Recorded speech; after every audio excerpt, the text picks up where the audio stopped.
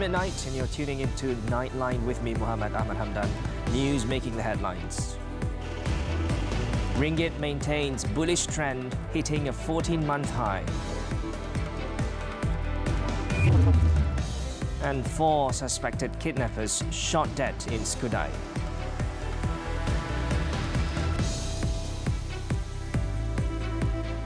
Good morning.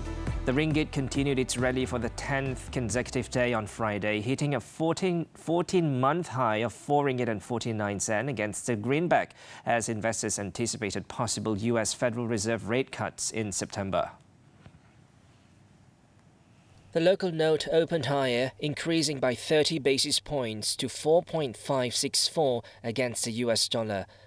At 6 p.m, the ringgit appreciated to 4.494 from Thursday's close of 4.567, but just before closing it touched an intraday high of 4.488. The highest closing level previously was 4.496, registered on May 15th last year. Bank Muamalat Chief Economist Muhammad Afzanizam Abdul Rashid said the latest data points from the US suggest that the economy is weakening as a result of the restrictive monetary policy stance. In that sense, the Fed is likely to shift its focus towards preserving growth. He added that the eventual rate cut and the ability for the Fed to ensure a soft landing in growth will be the primary area to observe in the next 6 months or so. The ringgit is expected to remain around 4.56 to 4.57. It also performed better against ASEAN currencies. Prime Minister Datuk Seri Anwar Ibrahim joined more than 2,000 people for absentee funeral prayers for assassinated Hamas leader Ismail Haniyeh at Masjid Negara in Kuala Lumpur on Friday. The funeral prayers were led by Masjid Negara Chief Imam Ehsan Muhammad Hosni, who also delivered the Friday sermon. Anwar arrived at the mosque at about 12:50 p.m, where he was welcomed by the congregation before attending Friday prayers. He also joined the congregation in listening to the sermon, titled Struggle for the Beloved Homeland, to mark Warriors' Day. Also present were Minister in the Prime Minister's Department for Religious Affairs, Datuk Muhammad Naim Mokhtar, Defence Minister, Datuk Seri Muhammad Khalid Nordin, and Dewan Rakyat Speaker, Tan Sri Johari Abdul. The prayers were held following the death of Ismail, who was killed in an airstrike that targeted a guest house in which he was staying in Iran's capital in the early hours of July 31st. Meanwhile, the Hamas leader was buried in Qatar on Friday following his assassination 2 days earlier in Iran's capital in a series of killings of senior Hamas figures. Ismail was laid to rest in a cemetery in the city of Lusail after a funeral ceremony at the Imam Muhammad bin Abdul Al-Wahhab Mosque in Doha. Thousands of mourners gathered at the ceremony, including Khalid Meshal, who is tipped to be the new Hamas leader. Hamas has called for a day of furious rage to coincide with the burial, while Turkey and Pakistan on Friday announced a day of mourning in honor of Ismail. On Wednesday, Ismail and a bodyguard were killed in a pre-dawn attack on their accommodation in Tehran.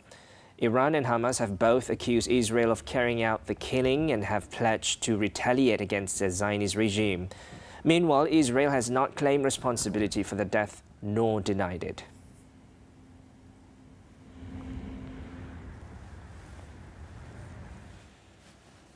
In the meantime, Meta's decision to remove several of Prime Minister Datuk Seri Anwar Ibrahim's social media posts on the assassination of Ismail was made at the highest level, not by its Asia regional team. According to Communications Minister Fahmi Fadil, as of noon on Friday, Meta had not informed the Malaysian Communications and Multimedia Commission MCMC of the reasons behind the decision. Dalam siri perbincangan saya dengan beberapa pegawai Meta di peringkat regional, di peringkat Asia Tenggara, mereka tidak memberikan bayangan bahawa ini adalah tindakan di peringkat mereka. Ada kemungkinan ini berlaku di peringkat yang lebih tinggi, bukan pada peringkat Meta di rantau ini. Fahmi also said that the removal of social media posts by Meta was very disappointing and such occurrences should not happen to the Prime Minister or anyone else. He added that the government will wait for Meta's explanation on the matter before considering the next course of action. A Meta delegation is expected to arrive in Kuala Lumpur next week.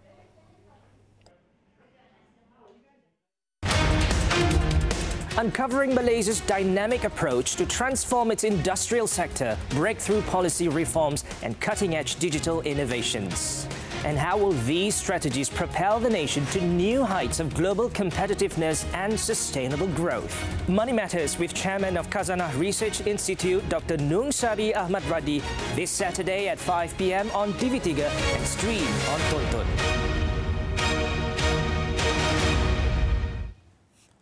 Datuk Sri Anwar Ibrahim has called for the acceleration and facilitation of the transformation of digital banks in Malaysia. The Prime Minister said this is to ensure the rapid advancement of Malaysia's digital banking sector so that it remains competitive with its regional peers. Speaking at the launch ceremony of GX Bank's headquarters and Centre of Excellence on Friday, Anwar noted that regionally Malaysia is not among the first to launch digital banks and has been lagging in several aspects. Bicara tentang transformasi digital ataupun yang selalu disebut plan perindustrian baru ataupun transisi tenaga.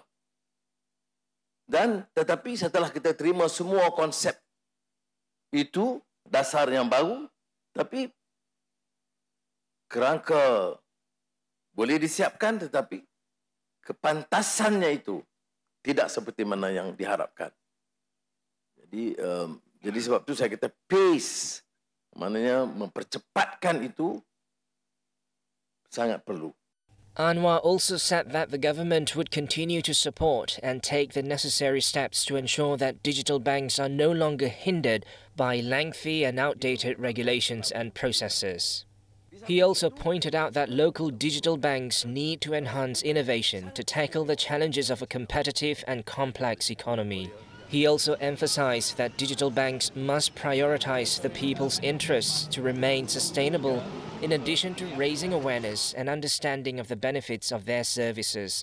For the record, Bank Negara Malaysia approved licenses for 5 digital banks on April 29, 2022. At the same event, Anwar said he will meet Russian President Vladimir Putin in Vladivostok in a few weeks. The visit, which is at Putin's invitation, aims to discuss economic cooperation and strengthen bilateral relations between Malaysia and Russia.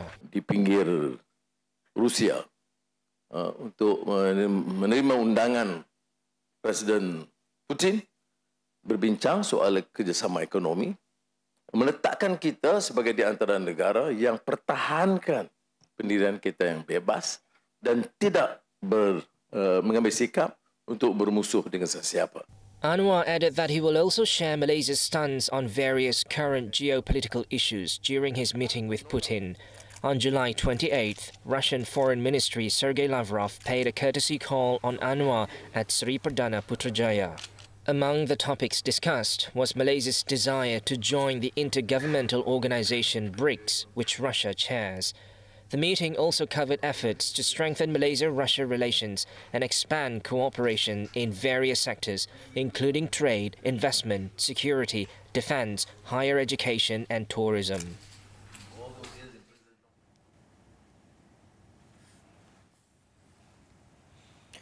Moving on, the police successfully thwarted a group of suspected kidnappers who kidnapped a Chinese national, shooting dead 4 men at 2 separate locations during an operation in Skudai, Johor, which began late on Thursday night. In the same operation, 5 other people were arrested in connection with the kidnapping.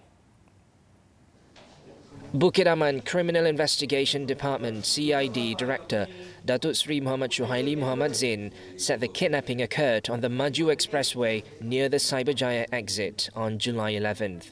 According to him, the vehicle carrying the Chinese national and his acquaintance, a local woman, was intercepted by a multi-purpose vehicle with 4 men inside, who then forced them into their MPV. Both victims were released by a roadside along Jalan Pedas Linggi, Negeri Sembilan on July 15th after the Chinese national sibling paid a ransom of $1.1 million or 5.4 million ringgit using cryptocurrency to the kidnappers. kehilangan mereka itu pada mulanya dilaporkan oleh teman wanita warga Cina tadi itu, kerana beliau tidak dapat menghubungi teman lelaki dia, so dia membuat laporan, dan pada asalnya kita menyiasat di bawah orang hilang. Alright, tetapi apabila dibebaskan pada 15 hari bulan 7, jelas sekali ada perlakuan colik di situ. So kita buka atas colik. Following investigations, police managed to identify the suspects, and at 11:25 p.m. on Thursday, police tracked a suspect driving a car along Jalan Skudai Gelang Patah, Johor. Upon realizing he was being followed by the police, the suspect opened fire at the police car, and to defend themselves, the police fired several shots, resulting in the death of the 51-year-old suspect. A pistol was found in the vehicle, while further checks revealed the suspect had 6 criminal records and had been previously detained under the Prevention of Crime Act. About an hour later, police raided a terrace house in Taman Emas Kudai, where a gunfight ensued and 3 male suspects aged 35, 39 and 45 were shot dead at the scene. 4 other men and a woman aged 25 to 43 were subsequently detained in a series of raids around the district on early Friday morning. It is believed that the group is involved in only one kidnapping case, and police are tracing the whereabouts of the ransom money. The case is being investigated under the Penal Code. Meanwhile, Shuhaili said that police will likely re-interview all parties involved in the investigation into the death of former political aide Teo Beng Hock, if instructed to reopen the case. He added that all suspects will be assessed and reviewed before a decision is made to summon and record statements, including from the deceased family. We'll see the necessity for us to call everybody. Kalau kita buka balik, means that we will start baliklah semua. Kan, apa juga maklumat terbaru yang mereka ada, kita harus nilai semulalah.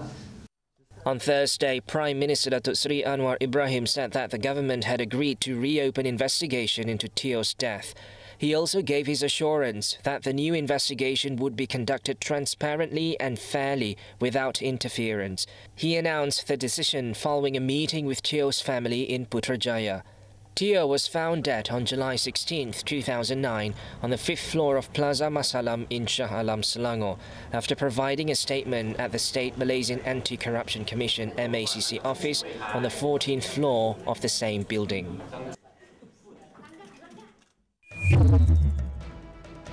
Drugs worth over $500 million seized. News from the foreign front when we return. Apa khabar warga Pantai Timur, khususnya orang Ganu? Kepada pekerja bermajikan atau yang bekerja sendiri, mari ke booth kumpulan wang simpanan pekerja KWSP di Karnival Jom Heboh Terengganu. Di booth KWSP nanti ada banyak permainan menarik menanti anda. Mana tahu boleh menang voucher sehingga RM3,000. Ramai tahu artis yang datang nanti, Cik Mamak Badut pun ada. Terdapat juga cenderahati untuk dimenangi serta aiskrim dan kacang percuma untuk semua yang datang ke booth KWSP. Pakap mereka ke Kompleks Sukan Negeri Terengganu, Kuala Lumpur 1 hingga 3 Ogos ini. Jumpa Mudino. Diving deep into the business world with expert insights and in-depth analysis. The latest trends and developments shaping the country, region and the globe. Key insights into finance. On Money Matters. Every Saturday at 5 p.m. on TV3 and stream on Tonton.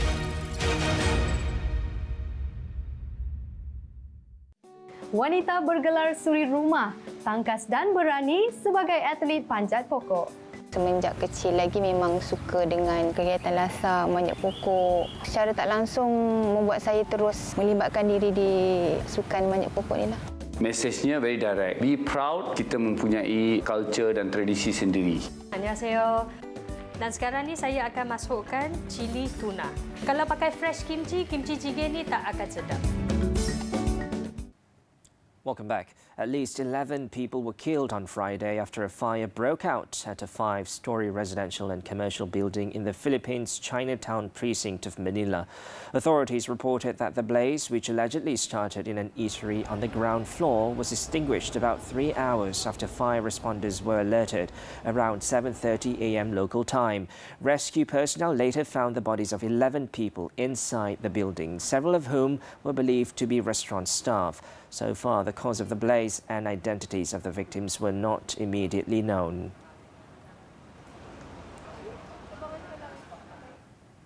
Australian police on Friday seized millions of dollars worth of methamphetamine which had been smuggled into Sydney from the US. According to the police, a 31-year-old man was arrested for his alleged involvement in the plot to import 896 kilograms of methamphetamine, which had an estimated street value of $538 million into Australia. The seizure came after the Australian Border Force officers found the drugs in a shipping container carrying 2 separate computer numerical control machines in Sydney's Port Botany in late July following a tip-off. The man was charged with attempting to possess a commercial quantity of a border-controlled drug, which carries a maximum penalty of life in prison.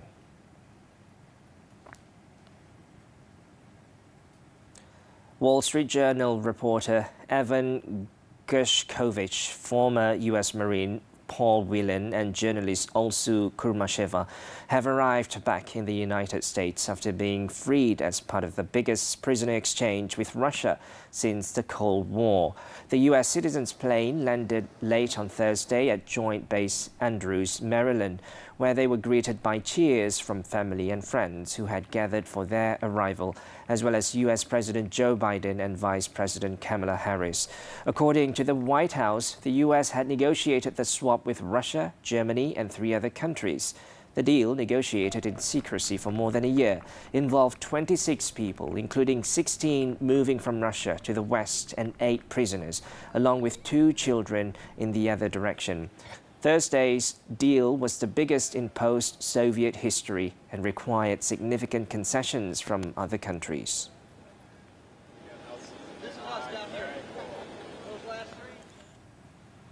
Kamala Harris will be confirmed as the Democratic U.S. presidential nominee in an electronic vote that started on Thursday, replacing the fanfare of in-person balloting that usually kicks off the party's national convention.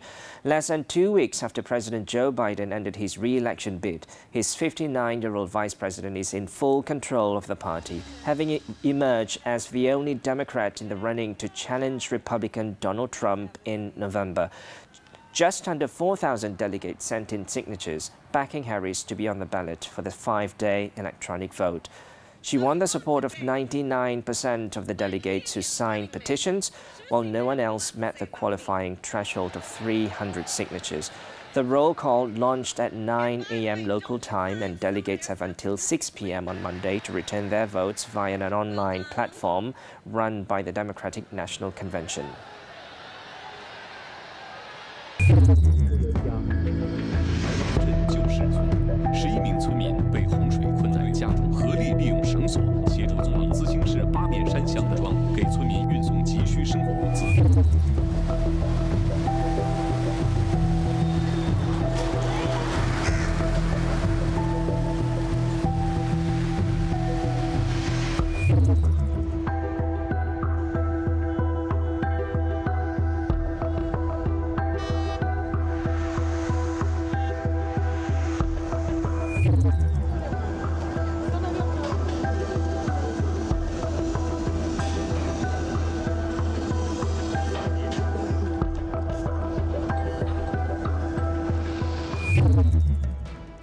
Heart-egg semi-final Aaron Wuyik to contend for bronze. 2024 Paris Olympics coming up. Bila masa nak buat solo tu, saya nak buat macam ni. Aku nak solo lagu ni keluar daripada konteks lagu ni. Saya buat sini fail. Saya cuba buat, MLC tak approve. Okey, aku nak keluar, dia nak yang lain. Sampai tu dia point yang dia dah macam boiling point tau. Dia dah, kau ni lembab lah. Point dia keluar daripada studio. Kalau lah macam pampas pintu sikit lah. Dia kata kau ni lembab lah. Kau ni lembab lah.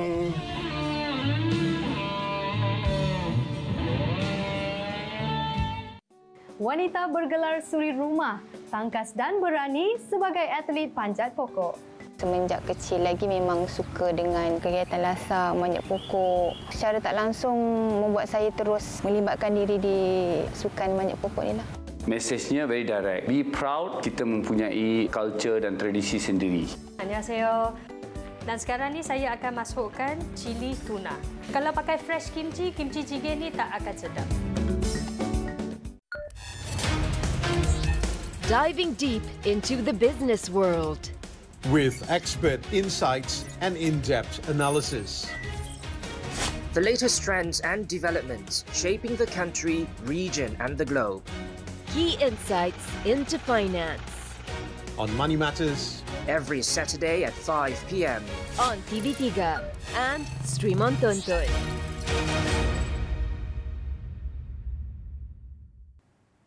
We're back with sports. The 2024 Paris Olympics. The nation's gold medal hopefuls, Aaron Chia and So Woo-yik, suffered another semi-final setback after losing to China's Liang Weikeng and Wang Chang on Friday.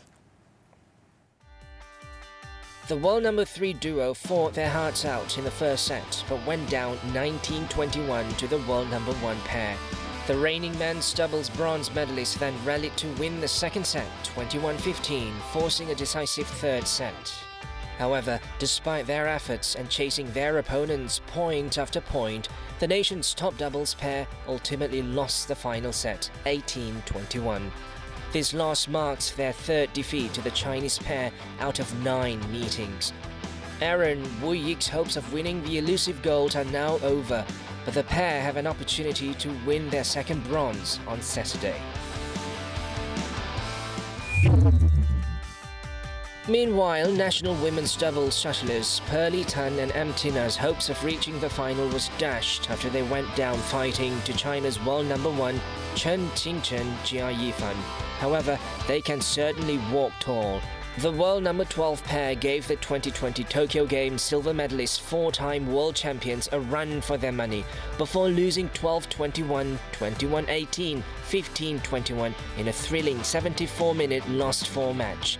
The Malaysian duo, though, can be proud of their efforts, as they were the only pair who managed to drag Qingchen Yifan to 3 games in the tournament so far. Although Pearly Tina are not in the final, they might still return with a medal if they win the bronze medal playoff on Saturday. And still on Olympics, national golfer Gavin Green will need to deliver an extraordinary performance over the next 54 holes for a podium finish. The 30-year-old, making his third appearance at the Games, struggled with a challenging Le Golf National course, which he described as a beast. He battled to a 3/74, leaving him tied for 53rd in the 60-man leaderboard after the opening round. Gavin experienced a roller coaster on his first 9 holes, mixing 2 birdies with 4 bogeys. He then put up a steadier performance on the back 9, recording 7 pars and another bogey on the 17th. Gavin has plenty of ground to make up as he heads into the second day, trailing leader Hideki Matsuyama of Japan by 11 shots. Meanwhile, Switzerland's Chiara Leone claimed the gold in the women's 50-meter rifle on Friday morning and broke the world record in the process.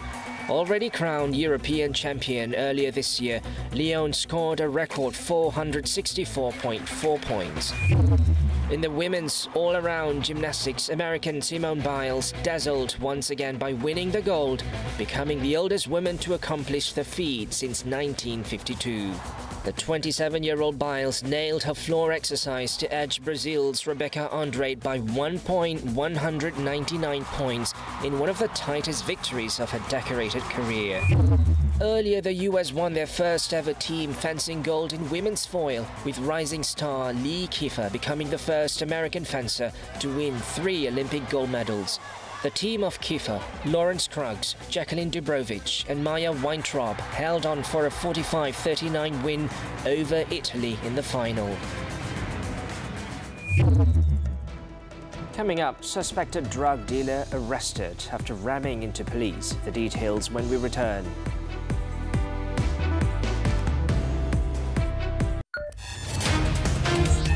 Diving deep into the business world. With expert insights and in-depth analysis. The latest trends and developments shaping the country, region and the globe. Key insights into finance. On Money Matters. Every Saturday at 5 p.m. On TV3 and stream on Tonton.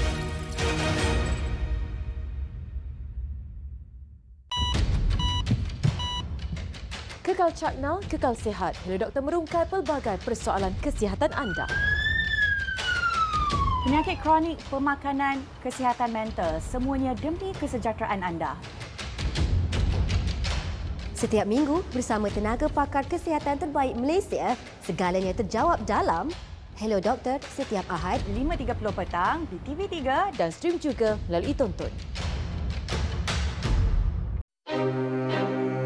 Hanya ada satu, iaitu Malaysia yang mengamalkan sistem penggiliran. Sesungguhnya Allah berhak memberikan kekuasaannya kepada seseorang yang dia ingini. Tuanku ni kita akan cari karakter tuanku tu di mana yang lebih menyerlah. Daulat tuanku. Stream sekarang melalui Tonton. Nightline continues. The remains of Mahkota Assemblywoman Datuk Sharifah Azizah Said Zain were laid to rest at the Raudatul Sakinah Muslim Cemetery at Kampung Tengah in Kluang, Johor at 5:25 p.m. on Friday. Before the burial, her body was taken to her residence at Jalan Ahmad Khan for funeral prayer, which was performed by her sons. Over 200 people attended the funeral, including family members, relatives, as well as friends who came to pay their final respects. Sharifah passed away at 12:30 p.m. while receiving treatment at the Intensive Care Unit (ICU) at the Encik Besar Hajah Kalsum Hospital. The 63-year-old was admitted to the hospital on July 24th due to internal bleeding. She left behind 4 children and 13 grandchildren. Her husband, Abu Bakar Muhammad Amin, passed away in 2005 due to lymphoma cancer. In the 2022 state election, the former Johor Wanita UMNO chief won the Mahkota seat with a majority of 5,166 votes in a 4-way contest against candidates from Pakatan Harapan, Perikatan Nasional and Warisan.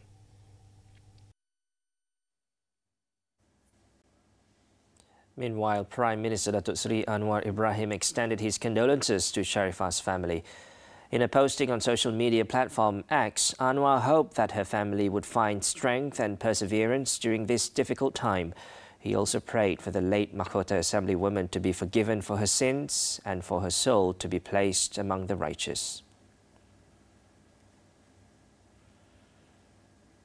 And lastly, in Pulau Pinang, a man believed to be a drug dealer was arrested after he attempted to evade arrest by ramming his motorcycle into a policeman in Brelau at 5:45 p.m. on Wednesday. The same suspect had also hit and injured another police personnel while trying to evade arrest the day before. Timor Laut Police Chief Assistant Commissioner Razlam Abdul Hamid said that the suspect had acted aggressively in his escape attempt, as seen in a video which went viral on social media. Razlam also confirmed that another individual seen in the video who had used a firearm to apprehend the suspect is a policeman from the State Contingent Police Headquarters. The policeman in question was apprehending the suspect, who was believed to be involved in a case of obstructing and using criminal force against a civil servant. Further inspections revealed that the suspect had a plastic pack containing 10.35 grams of heroin. The suspect has been remanded for 4 days until Sunday to facilitate investigations under the Penal Code and Dangerous Drugs Act.